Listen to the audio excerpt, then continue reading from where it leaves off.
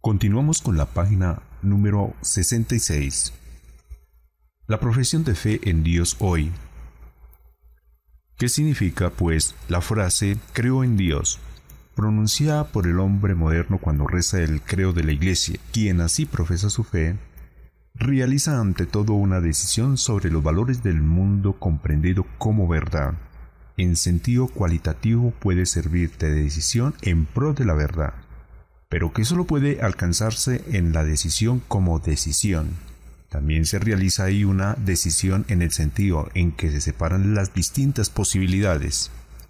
Lo que hizo Israel en los albores de su historia, lo que repitió la Iglesia en los comienzos de su peregrinación, debe renovarlo cada uno de los hombres en su vida, como en otro tiempo se decidió en contra de Maló y Baal, en contra de la costumbre y en favor de la verdad. Así la frase cristiana, creo en Dios, es siempre un proceso de división, de aceptación, de purificación y de transformación. Solo así pudo subsistir en tiempos pasados la profesión de fe en un Dios. ¿Qué dirección debe tomar hoy día este proceso? El primado del Logos.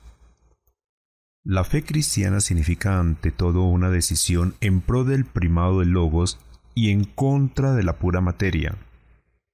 Decir, creo en Dios, es hacer una opción en pro de esta idea. El Logos, es decir, la idea, la libertad y el amor existen no solo al final, sino también al principio.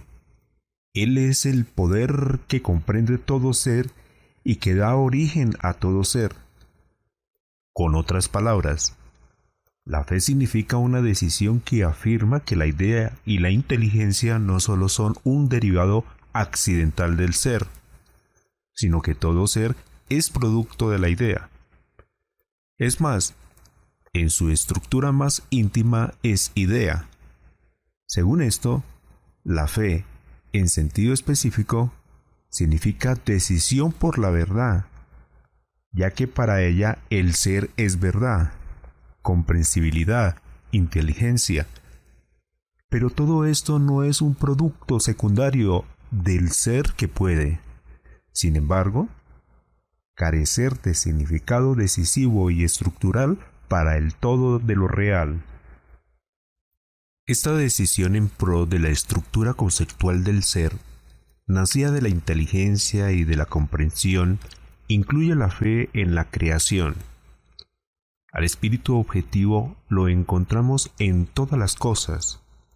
Más aún, progresivamente comprendemos las cosas como espíritu objetivo. Pues bien, la fe en la creación significa que estamos convencidos de que ese espíritu objetivo es imagen y expresión del espíritu subjetivo, y de que la estructura conceptual del ser en la que nosotros pensamos después es expresión de la idea creadora anterior por la que existen las cosas. Con más precisión, podemos afirmar que el antiguo discurso pitagórico sobre Dios que cultiva la geometría expresa la penetración en la estructura matemática del ser que lo condiciona como ser pensado, como ser estructurado conceptualmente. Expresa la idea de que la materia no es simplemente un absurdo que se sustrae al entendimiento, sino que también ella lleva en sí misma verdad y comprensibilidad que hacen posible la comprensión conceptual. Tal intuición ha ganado en nuestro tiempo extraordinaria importancia merced a la investigación sobre la constitución matemática de la materia, de su matemática imaginabilidad y de su utilidad. Einstein dijo una vez que en la legitimidad de la naturaleza se revela una inteligencia tan superior que frente a ella la inteligencia del pensar y del suponer humanos es un reflejo completamente fútil. En realidad, todo nuestro pensar es pospensar aquello que ha sido prepensado. Nuestro pensar solo puede intentar realizar pobremente el ser pensado, que son las cosas, y encontrar la verdad en él. La comprensión matemática del mundo ha llegado aquí mediante la matemática del universo, al Dios de los filósofos, con toda su problemática, que aparece, por ejemplo, cuando Einstein considera el concepto personal de Dios como antropomórfico, lo subordina a la religión del terror y a la religión moral, a las que se opone como cosa apropiada a la religiosidad cósmica.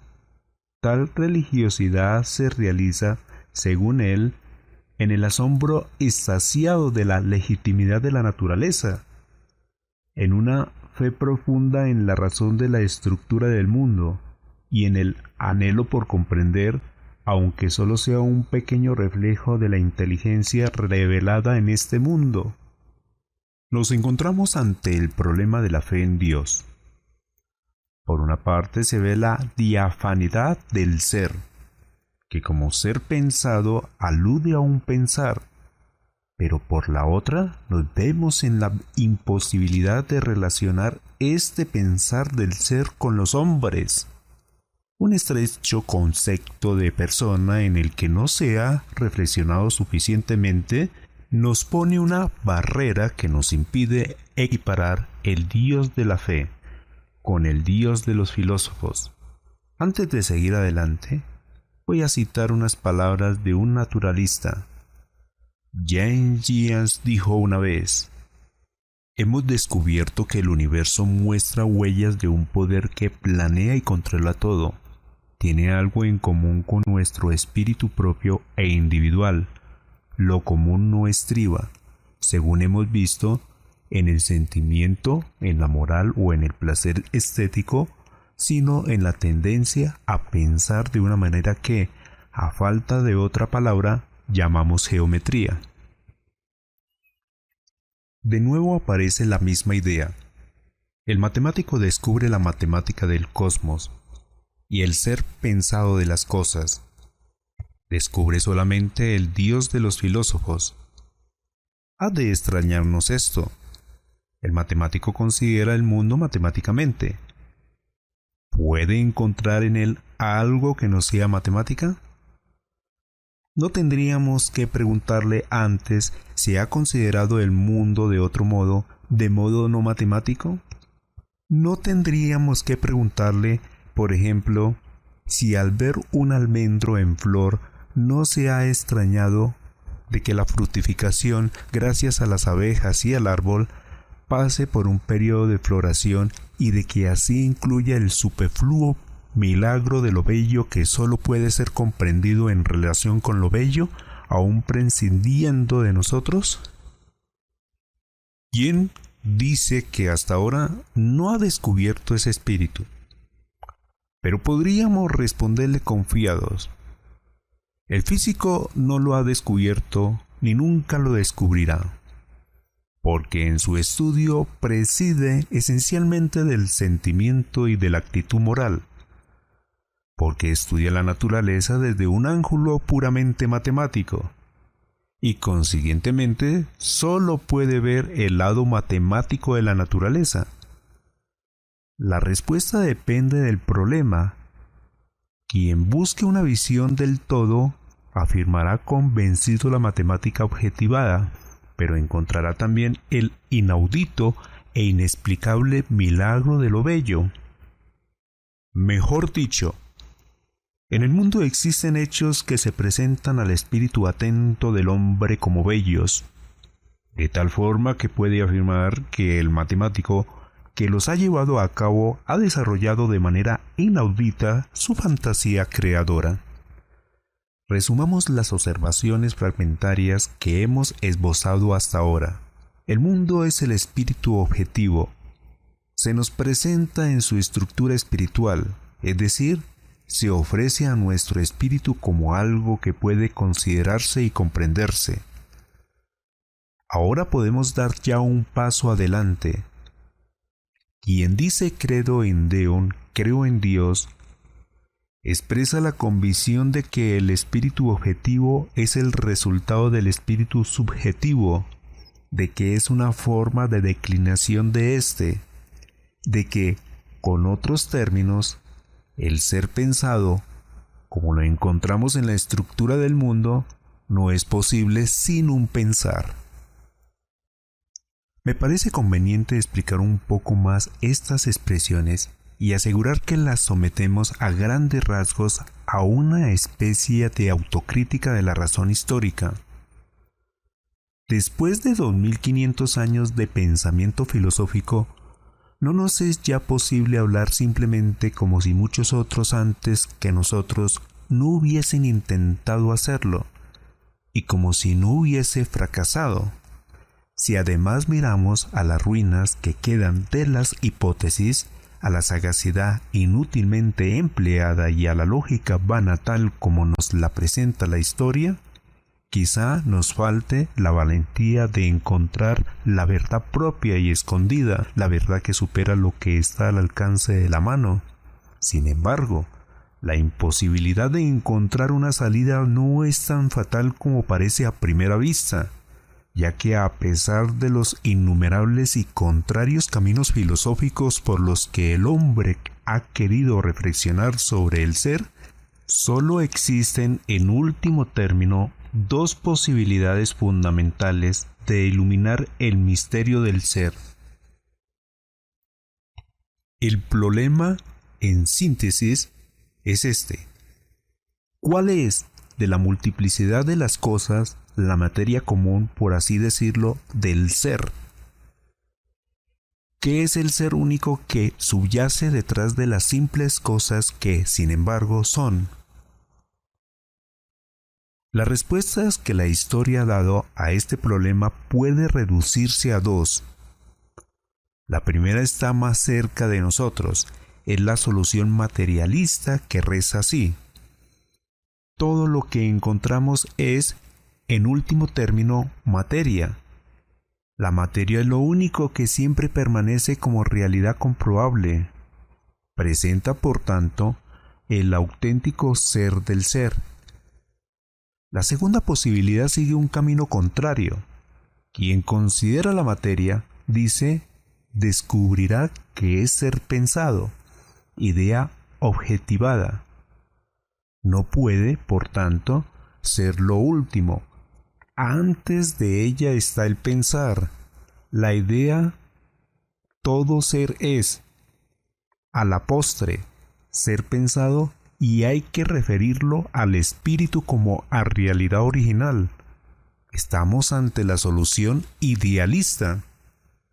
Antes de dar un juicio, nos preguntamos: ¿qué es propiamente la materia? ¿Qué es el espíritu? Brevemente podemos afirmar que materia es un ser que no se comprende, que es, pero que no se comprende a sí mismo. La reducción de todo ser a la materia como a forma primaria de realidad significa, en consecuencia, que el principio y fundamento de todo se presenta esta forma de ser que no se comprende a sí misma. Esto quiere decir que la comprensión del ser es sólo un fenómeno secundario y casual en el transcurso de la evolución. Con ello hemos dado también la definición de espíritu. Es el ser que se comprende a sí mismo. Es el ser que es en sí mismo. La solución idealista del problema del ser afirma que todo ser es ser pensado por una conciencia única. La unidad del ser consiste en la identidad de una conciencia, cuyo momento son los seres.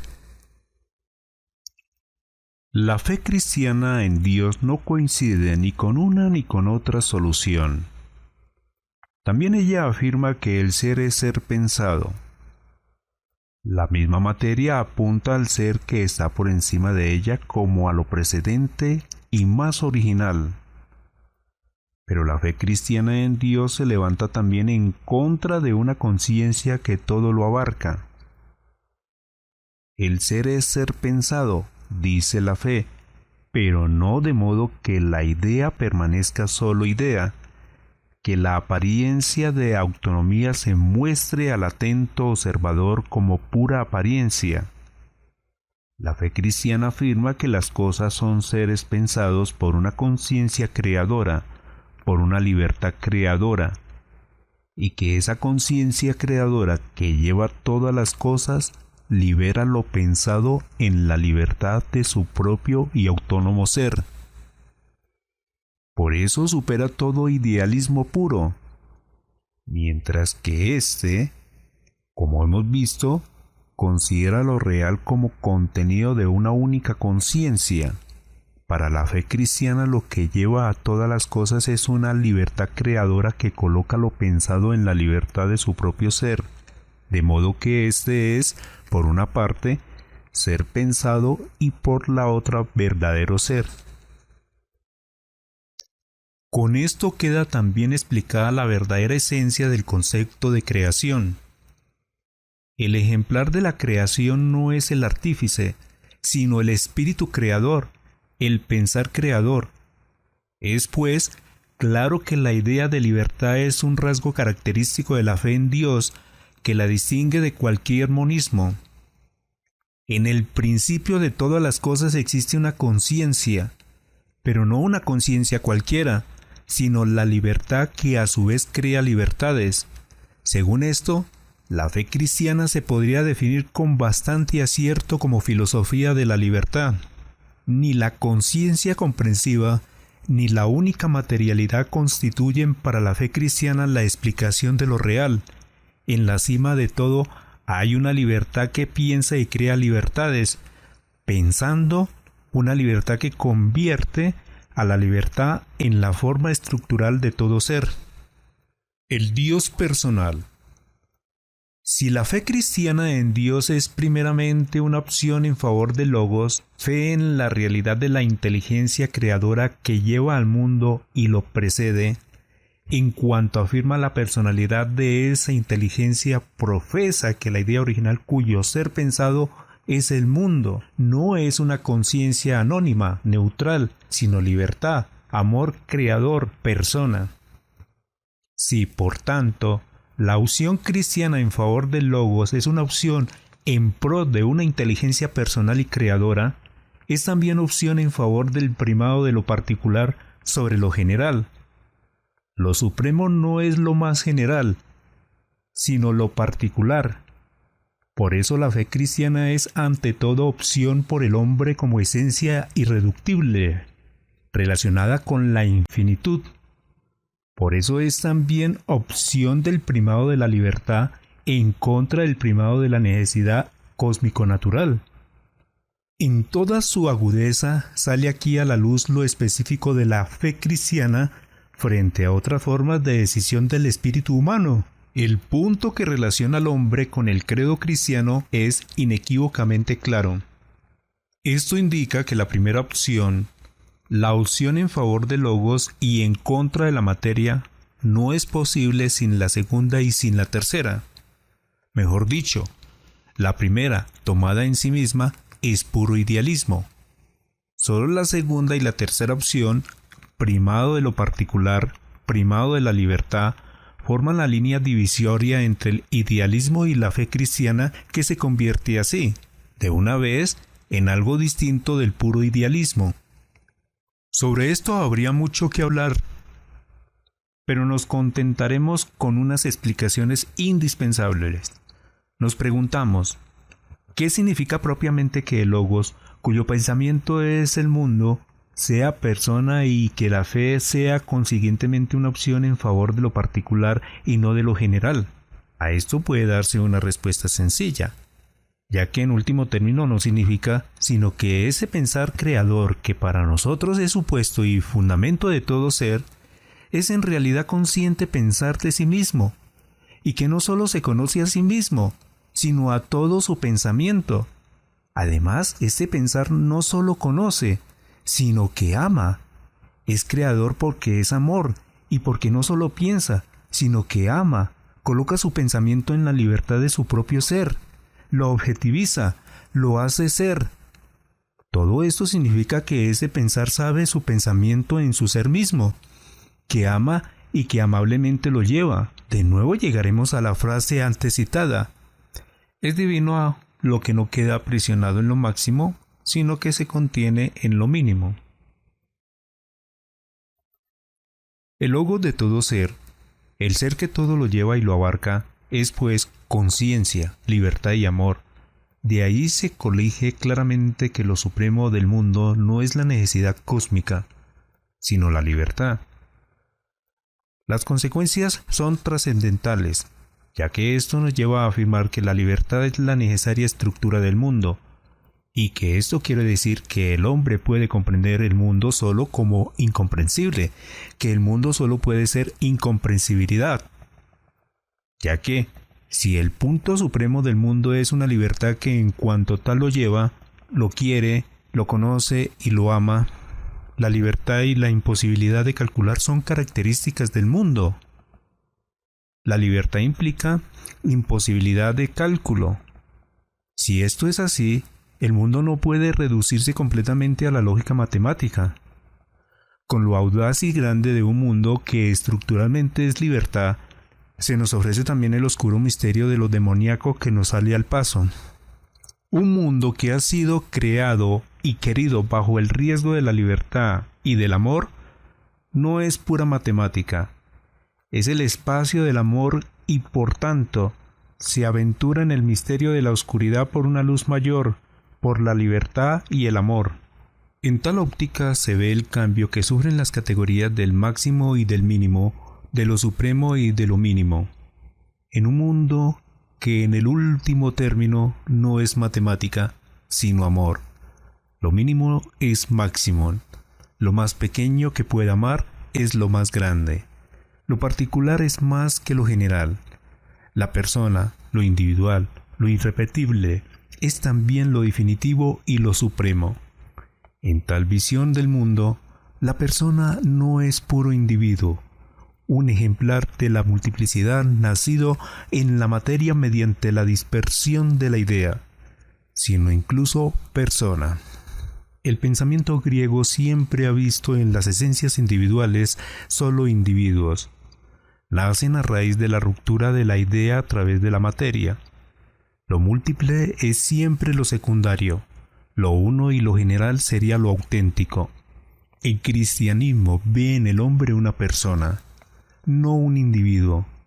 A mí me parece que en este paso del individuo a la persona radica la gran división entre la antigüedad y el cristianismo, entre el platonismo y la fe. Esta esencia determinada no es algo secundario que solo fragmentariamente nos deja entrever lo general, lo auténtico. En cuanto mínimo es máximo, en cuanto singular e irrepetible es lo supremo y lo propio. Damos así un último paso. Si la persona es algo más que el individuo, si lo múltiple es también lo propio y no lo secundario, si existe un primado de lo particular sobre lo general, la unicidad es lo único y lo último. También la multiplicidad tiene su derecho propio y definitivo. Esta expresión, deducida con necesidad interna de la opción cristiana, nos lleva como de la mano a la superación de la concepción de un Dios que es pura unidad. La lógica interna de la fe cristiana en Dios supera el puro monoteísmo y nos lleva a la fe en el Dios trino, del que vamos a hablar ahora. Bien, finalizo con la página número 71.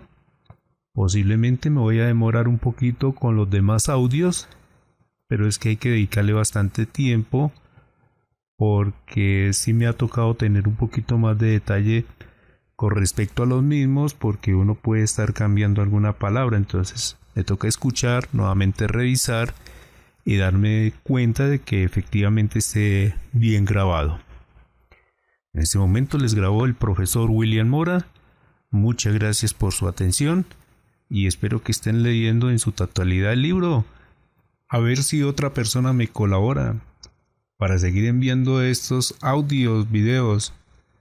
Muchas gracias por su atención.